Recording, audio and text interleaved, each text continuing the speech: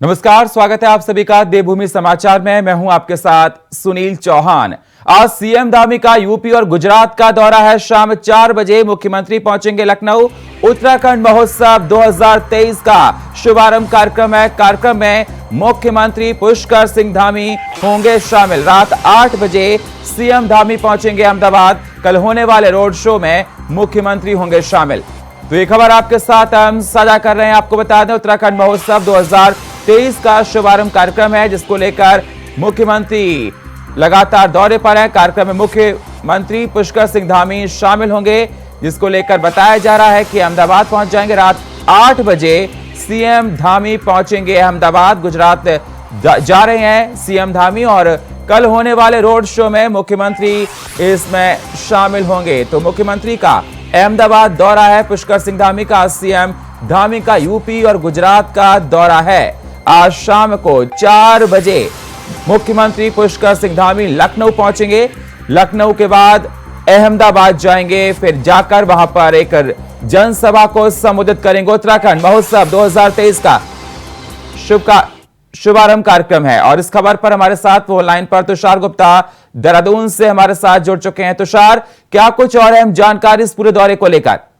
देखिए, मुख्यमंत्री Pushkar Singh Dhami investment summit को लेकर 2 बड़े राज्यों के जो दौरे हैं वो करने वाले हैं, जिसमें यूपी और गुजरात है। और ये जिसके लिए मुख्यमंत्री यहाँ से निकल भी चुके हैं। करीब 4 बजे वह लखनऊ पहुंचेंगे। यहाँ पर उत्तराखंड महोत्सव 2023 का शुभारंभ वो करेंगे। ये जो कार्यक्रम हो रहा है ये जो घाट है वहाँ पर लखनऊ में जो घाट होगा उसके बगल में एक कार्यक्रम किया जाएगा। और इस गोमती तट के पास जो ये उत्तर प्रदेश लखनऊ में है, वहाँ पर ये जो उत्सव है उत्तराखंड उत्सव वहाँ पर मनाया जाएगा। और उसका शुभारंभ खुद मुख्यमंत्री पुष्कर सिंह धामी करेंगे। तो इसका मुख्य उद्देश्य यह रहेगा, जो पहाड़ों की संस्कृति है, जो परंपरा है, वो उसे झलकाने की कोशिश की जाएगी। साथ साथ जो इन्वेस्टमेंट होंगे या फिर उद्योगपति होंगे छोटे छोटे उत्तर प्रदेश के, वो उत्तराखंड में इन्वेस्ट कर सके। जो मिडिल कहा जा सकता है, जो मिड एंटरप्राइजेस है, जो मध्यम वर्गीय जो इंडस्ट्रीज है, वो यहाँ पर इन्वेस्टमेंट कर सके। और इसका मुख्य उद्देश्य यही रहेगा। उसके बाद जो शाम का वक्त रहेगा, रात के वक्त 9 बजे करीब जो मुख्यमंत्री पुष्कर सिंह धामी है वो गुजरात पहुंचेंगे, अहमदाबाद पहुंचेंगे। रात्रि विश्राम उनका वहीं पर होगा। उसके बाद जो 1 नवंबर का दिन रहेगा, काफी मुख्यमंत्री के लिए और महत्वपूर्ण है पूरे प्रदेश भर के लिए, क्योंकि गुजरात में के अहमदाबाद में ये रोड शो होगा। उसके बाद 3 बजे बिजनेस टू गवर्नमेंट का एक प्रोग्राम रखा गया है, ताकि जो बिजनेस है वो गवर्नमेंट से किस तरह से लिंक हो सके। क्योंकि उत्तराखंड की बात की जाए तो टूरिज्म के लिए क्षेत्र में काफी यहाँ पर इन्वेस्टमेंट हो सकता है। ऐसे में बात की जाए कि गुजरात से काफी उम्मीदें हैं उत्तराखंड के मुख्यमंत्री को, और साथ साथ पूरे प्रदेश भर को कि यहाँ गुजरात काफी इन्वेस्टमेंट लाएगा, क्योंकि 2.5 लाख करोड़ का जो इन्वेस्टमेंट। तुषार हमारे साथ बने रहिए। लखनऊ से हमारे साथ फोन लाइन पर शिवम जुड़ चुके हैं। क्या कुछ जिस प्रकार से देखा जाए, लखनऊ दौरा है, शाम को पहुंच जाएंगे। इन्वेस्टर समिट को लेकर मुख्यमंत्री लगातार दौरा कर रहे हैं और राज्यों का। शिवम, अहम जानकारियां बताइए। क्या योगी आदित्यनाथ से मिलेंगे और उत्तर प्रदेश से क्या उम्मीद कर रहे हैं मुख्यमंत्री पुष्कर सिंह धामी? जी बिल्कुल, आपको बताते हैं लखनऊ में आज जो है लगभग शाम 4 बजे पुष्कर सिंह धामी जो है पहुंच रहे हैं। और वो जो है उत्तराखंड का जो महा मेला है उसमें जो है शिरकत करेंगे। आज उसकी शुभारंभ होगी। और उसी के साथ अगर बात कर लेते हैं मुख्यमंत्री योगी आदित्यनाथ से भी उनके मिलने के कयास बताए जा रहे हैं, क्योंकि उत्तराखंड के मुख्यमंत्री जो आ रहे हैं उसको लेकर के कह सकते हैं इन्वेस्टर समिट जो है उसको उत्तराखंड में होने वाला है, उसको लेकर के भी चर्चा हो सकती है। उसको लेकर के भी यहाँ पर किस तरीके से यूपी के जो इन्वेस्टर है वो वहां पर पहुंचे, किस तरीके से, इन सभी चीजों पर जो है एक वार्ता भी की जाएगी। क्योंकि जब उत्तराखंड की अगर बात कर लेते हैं, उत्तराखंड जो है अपने आप में एक अलग चीजों को दर्शाता है। अलग जो काम है वो जो दिखते हैं उसको लेकर के एक अहम चर्चा भी होगी। और कई कह सकते हैं कि कई मंत्री भी उनके साथ शामिल हो सकते हैं। जब वो लखनऊ के माउसी एयरपोर्ट पर पहुंचेंगे, उनको रिसीव करने के लिए कयास लगाया जा रहा है कि डिप्टी सीएम पहुंचेंगे, उनके साथ कई अन्य लोग भी पहुंचेंगे। उसी के साथ उनको जो है जो उत्तराखंड का मेला है वहां पर वो सीधे जो है शुभम, आप बता रहे हैं कि कई मंत्री वहां पर पहुंचेंगे लखनऊ के। मैं आपसे जानना चाहता हूं क्योंकि इन्वेस्टर समिट है जिसको लेकर मुख्यमंत्री लगातार दौरा कर रहे हैं, हालांकि वो अब्रॉड भी होकर आए थे, लंदन भी होकर आए थे। मैं आपसे ये जानना चाहता हूं क्योंकि उत्तर प्रदेश बहुत बड़ा प्रदेश है, यहां पर देखा जाए रोजगार और यहां पर तमाम अगर देखा जाए बिजनेस भी हैं, तो क्या कोई एंटरप्रेन्योर उनके साथ इस बैठक में शामिल हो सकता है बिजनेस के लिहाज से?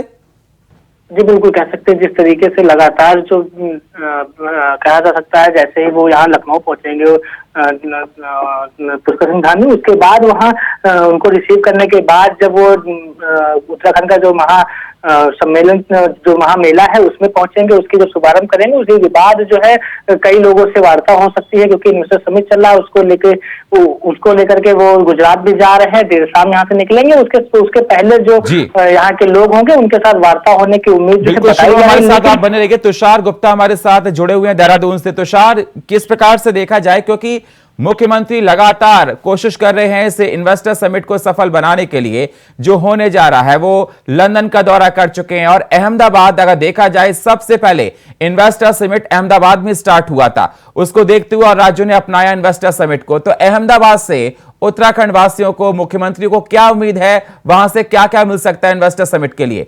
तुषार, देखिए, अहमदाबाद की आपने इस तरह से बात करी तो प्रधानमंत्री नरेंद्र मोदी ने वहां पर शुरू किया था कि किस तरह से जो इन्वेस्टमेंट समिट हो और ज्यादा जो विकास हो राज्य को उससे, और उसी के जो कहा जा सकता है कि उन्हीं के नेतृत्व में या फिर उन्हीं से प्रेरणा लेकर जो मुख्यमंत्री पुष्कर सिंह धामी है वो इन्वेस्टमेंट समिट करने जा रहे हैं। काफी कोशिश की है, 70,000 करोड़ से अधिक MOU साइन हो चुके हैं। विदेश में भी मुख्यमंत्री गए हैं, लंदन, आबू धाबी के भी कई रोड शो उनके हुए हैं।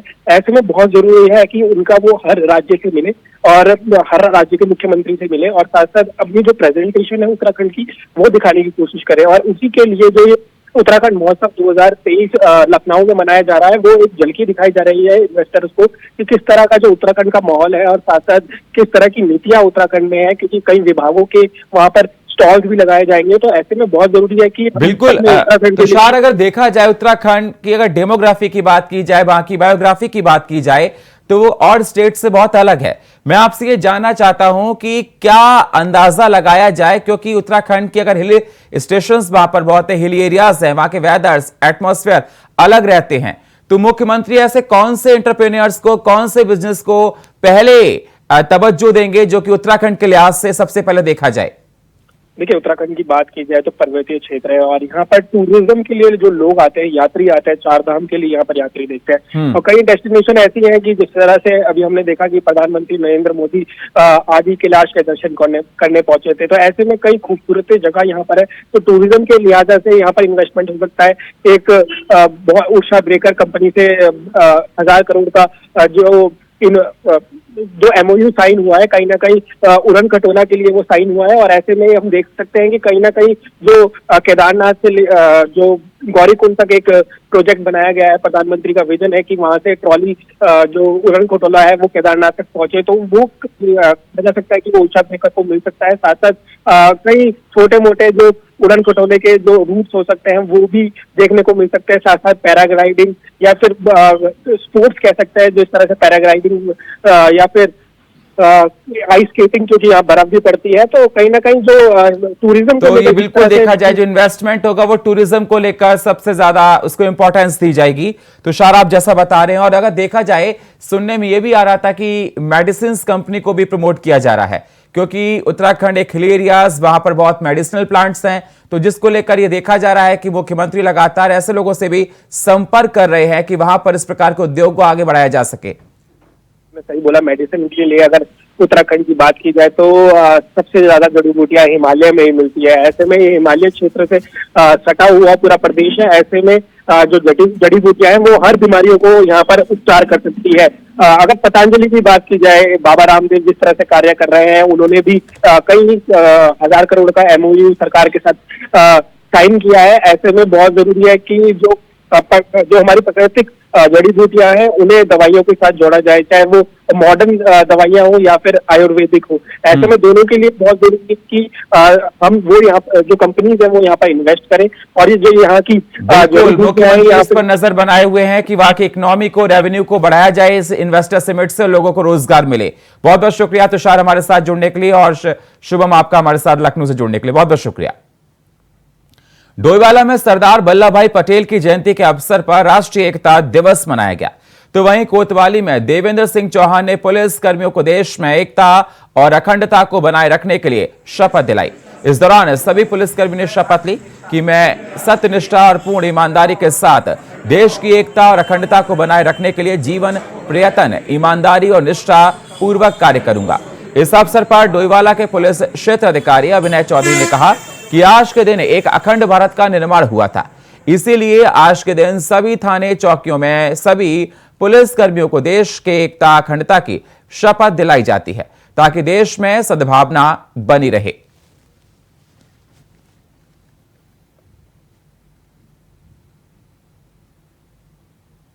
जैसे कि उत्तराखंड पुलिस का एक बहुत बड़ा मिशन है कि ड्रग फ्री उत्तराखंड करके, और इसमें माननीय मुख्यमंत्री जी की भी 2025 तक उत्तराखंड को ड्रग फ्री करने का उनका लक्ष्य है। तो उसी क्रम में डोईवाला पुलिस भी लगातार जो है, जो लोग ड्रग्स के कारोबार में संलिप्त हैं या जो ड्रग्स का सेवन करते हैं, जो माहौल को खराब करने की कोशिश करते हैं, तो हम लगातार उनके खिलाफ कार्यवाही करते रहते हैं। और इसी क्रम में कल डोईवाला पुलिस ने 3 अभियुक्तों को गिरफ्तार किया, जो कि जिनमें से 2 अभियुक्त दिल्ली के थे, जो यहाँ आके खाली ड्रग्स बेचने का और व्यापार करने का काम करते थे। उत्तराखंड में भाजपा का कुनबा बड़ी संख्या में बढ़ा है। आपको बता दें, हरिद्वार से आए लोगों ने भाजपा की सदस्यता को ग्रहण किया। भाजपा के प्रदेश अध्यक्ष महेंद्र भट्ट ने सभी को बीजेपी की सदस्यता ग्रहण कराई। इस दौरान डॉक्टर दर्शन शर्मा, पूर्व राष्ट्र मंत्री के नेतृत्व में सभी को बीजेपी की सदस्यता दिलाई गई। तो देहरादून में बीजेपी का बड़ा कुनबा, बड़ी संख्या में लोगों ने बीजेपी को ज्वाइन किया। हरिद्वार से आए लोगों ने बीजेपी की सदस्यता प्रदेश अध्यक्ष महेंद्र भट्ट ने यह शपथ दिलवाई है।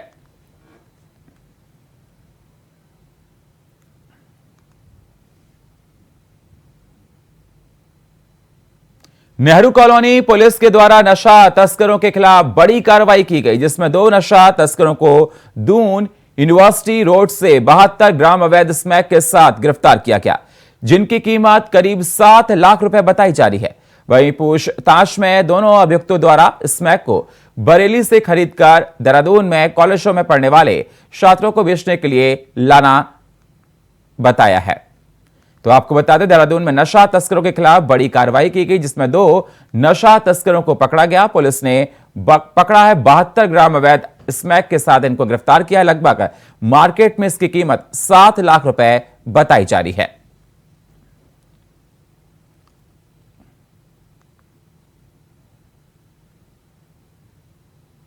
देहरादून में 3 से 5 नवंबर तक crime literature festival of India आयोजन किया।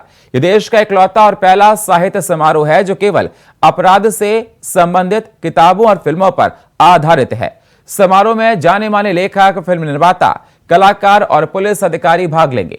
इस समारोह का मुख्य उद्देश्य कि नागरिक इस बात को जान सकें कि अपराध होने के पीछे कौन है, अपराधियों की मानसिक स्थिति क्या होती है, और वह ये जान सकें कि अपराध से निपटने के लिए क्या रणनीति कारगर हो सकती है। साहित्यकार जब अपनी जानकारियां साझा करेंगे और पुलिस अधिकारी बताएंगे कि किस तरह जटिल और सनसनीखेज अपराधी की विवेचना की गई, तो इसका फायदा समाज को भी होगा।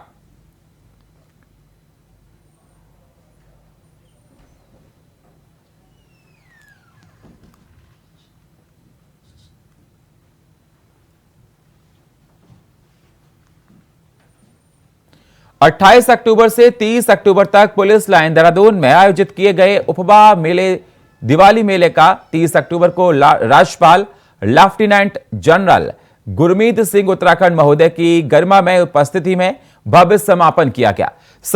समापन समारोह के दौरान राज्यपाल द्वारा Uttarakhand police vice welfare association को इस भव्य आयोजन के लिए बधाई दी गई। साथ ही पुलिस परिजनों के कल्याण को लेकर उपवा द्वारा किए जा रहे प्रयासों की सराहना की गई। इस दौरान राज्यपाल गुरमीत सिंह ने उपवा मैगजीन की लॉन्चिंग की और नीट जी में बेहतर प्रदर्शन करने वाले पुलिस परिवार के 5 बच्चों को सम्मानित किया। साथ ही उनके उज्जवल भविष्य के लिए शुभकामनाएं भी दी। कार्यक्रम के दौरान Indian Idol fame Bollywood singer Kapil Thapa ने अन्य कलाकारों ने अपनी रंगारंग प्रस्तुतियों से मौजूद दर्शकों को झूमने पर मजबूर कर दिया।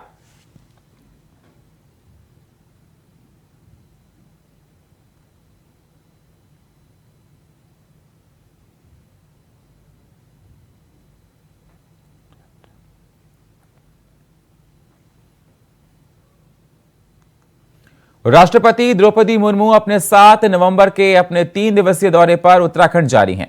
ऐसे में पुलिस प्रशासन ने भी अपनी कमर कस ली है। बीते 2 महीने के अंदर उत्तराखंड में प्रधानमंत्री नरेंद्र मोदी, गृह मंत्री अमित शाह, उपराष्ट्रपति जगदीप धनखड़, वित्त मंत्री निर्मला सीतारमण जैसे वीवीआईपी उत्तराखंड आ चुके हैं, जिससे पुलिस प्रशासन को कड़ी मशक्कत करनी पड़ रही है। इसको लेकर प्रदेश के बीजेपी नेता अशोक कुमार ने बताया कि बीते 3 महत्वपूर्ण दौरे सकुशल संपन्न हो चुके हैं और ऐसे में राष्ट्रपति के दौरे के लिए तमाम व्यवस्थाएं कर ली गई हैं और इस दौरे को भी पहले की तरह सकुशल बनाया जाएगा। आपको बता दें, आने वाले समय में प्रधानमंत्री नरेंद्र मोदी भी फिर से नवंबर या दिसंबर के महीने में आ सकते हैं। तो राष्ट्रपति द्रौपदी मुर्मू का 3 दिवसीय दौरा उत्तराखंड का 7 नवंबर को द्रौपदी मुर्मू उत्तराखंड जा रही हैं। केदारनाथ, बद्रीनाथ के दर्शन करेंगी। देखिए, ऑलरेडी आपको पता है 3 दौरे तो हो चुके हैं और तीनों हमने आप सबके सहयोग से बहुत ही सफलतापूर्वक संपन्न कराए हैं।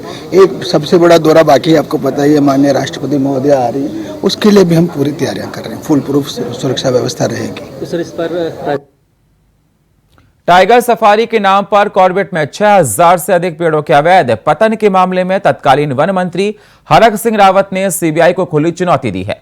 दरअसल हरक सिंह रावत ने मीडिया से बातचीत में कहा कि अब 2.5 साल की जांच में एसआईटी ये साबित कर नहीं कर पाई कि 6000 पेड़ों का अवैध कटान हुआ, तो फिर सीबीआई भी अपनी जांच करती रहे कि कितने पेड़ कटे हैं।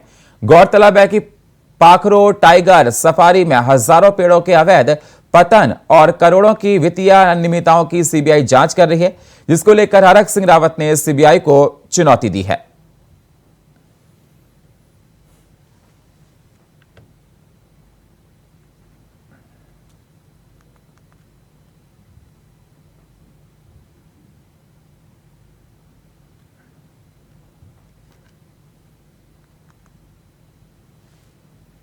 मुख्य सचिव डॉक्टर एसएस संधू ने सचिवालय में 30 सूत्रीय कार्यक्रम की प्रगति की समीक्षा की, जिसमें मुख्य सचिव ने कहा कि जिलों द्वारा प्रत्येक बिंदु पर एक नोडल अधिकारी तैनात किया जाए और अधिकारियों को बिंदु की प्रगति की जिम्मेदारी तय करने के निर्देश दिए। उन्होंने कहा कि जनपदों द्वारा इन 3 बिंदुओं पर लक्ष्य निर्धारित कर प्रतिदिन अपलोड किया जाए। आपको बता दें, एक डायनामिक पोर्टल है और इस पर अपनी प्रगति के अनुरूप एक दिन में कई बार डेटा अपडेट किया जा सकेगा। वहीं मुख्य सचिव ने जनपदों से पोर्टल से संबंधित मुद्दों पर सुधार के लिए भी सुझाव मांगे।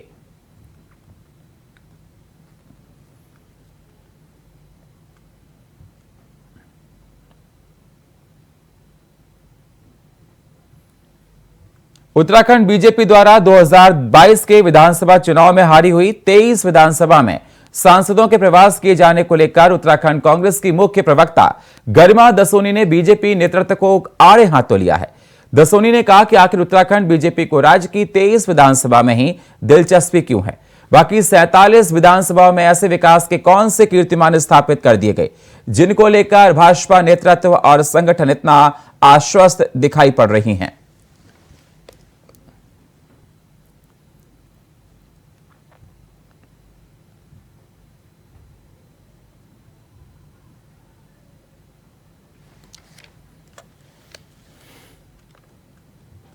भाजपा उत्तराखंड को सिर्फ 23 विधानसभाओं को प्रदेश मानती है।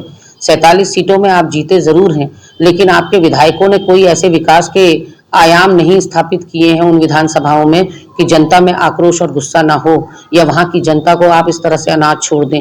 और वैसे आपके सांसदों को जनता हाथों हाथ क्यों ले? पलक पावड़े बिछाकर आपको लग रहा है आपके सांसदों का स्वागत होगा, उनको स्वीकार किया जाएगा, जबकि वो सांसद तमाम चुनौती भरे पल जब उत्तराखंड के लिए आए, चाहे वो जोशीमठ भूधसाव हो, चाहे वो यहाँ भर्ती घोटाला हो रहा हो, चाहे अंकिता भंडारी हत्याकांड का यहाँ तूफान मचा हो, चाहे केदारनाथ से सोना गायब हो गया हो, उन तमाम समय पर आपके पांचों जीते हुए सांसद मौन चुप्पी धारण करे रखे। ऐसे में यहाँ का युवा, यहाँ का किसान, यहाँ की महिलाएं, यहाँ के बुजुर्ग, यहाँ के व्यापारी, मजदूर सब जानते हैं कि ये सांसद किसी काम के नहीं है। सीधे आपको लिए चलते हैं झारखंड के रांची, जहां पर मुख्यमंत्री हेमंत सोरेन जनसभा को संबोधित कर रहे हैं। नहीं मिलता, चाहे वो कुआं खोदने का काम हो, चाहे वो मिट्टी काटने का काम हो, चाहे कोई आवास बनाने का काम हो, कई ऐसी योजनाएं, अगर ये पैसा भी रोज उसको मिल जाए, मजदूर बेचारा वो स्थिति का होता है, अगर वो एक दिन मजदूरी नहीं उसको मिलेगा तो उसका चूल्हा भी नहीं जलता है। इस राज्य के लोगों का बैंकों में भरा हुआ पैसा नहीं है। यहां दिल्ली, मुंबई, गुजरात के लोग जैसे लोग नहीं है, जहां बोरा भर भर करके लोग पैसा रखते हैं। इन लोग का तो ये खेत खलिहान मजदूरी यही उसका बैंक और खाता है।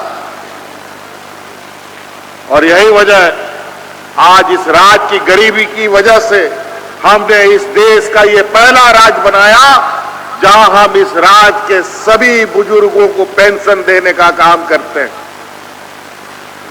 सभी विधवा महिला को पेंशन देने का काम करते हैं, सभी विकलांग को और एकल महिलाओं को पेंशन देने का काम करते हैं। कम से कम बेचारा एक उसका बुढ़ापे का लाठी तो उसके हाथ में रहे। इसके साथ साथ जिस तरीके से आज हमारे क्या कहेंगे, पूरे दुनिया में आजकल नया नया आफत, नया नया समस्याएं खड़ी हो रही है। जलवायु परिवर्तन जिस तरीके से हो रहा है, ठंड के दिन में बारिश, बारिश के दिन में गर्मी, गर्मी के दिन में ठंड, बड़ा उल्टा पुल्टा समय पर बारिश नहीं तो खेती बाड़ी भी खत्म।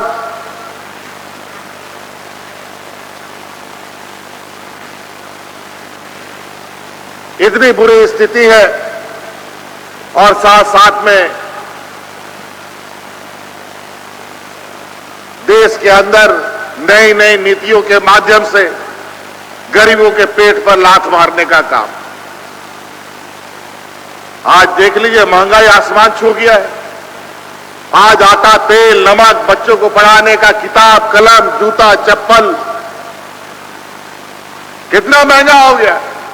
याद कीजिए आप 2014 की बात को, जब हम लोग की केंद्र में सरकार हुआ करती थी तो 500 टका गैस का सिलेंडर मिलता था, लेकिन अभी ये भारतीय जनता पार्टी और कमल छाप का सरकार दिल्ली में है, आज 1200 रुपए का गैस सिलेंडर मिलता है। 150 रुपया तेल, 100 रुपया दाल चावल तो छोड़ो, अब तो साग सब्जी का भी दाम ऐसा हो गया है कि टमाटर प्याज भी 100 रुपया 150 रुपया केजी हो जाता है।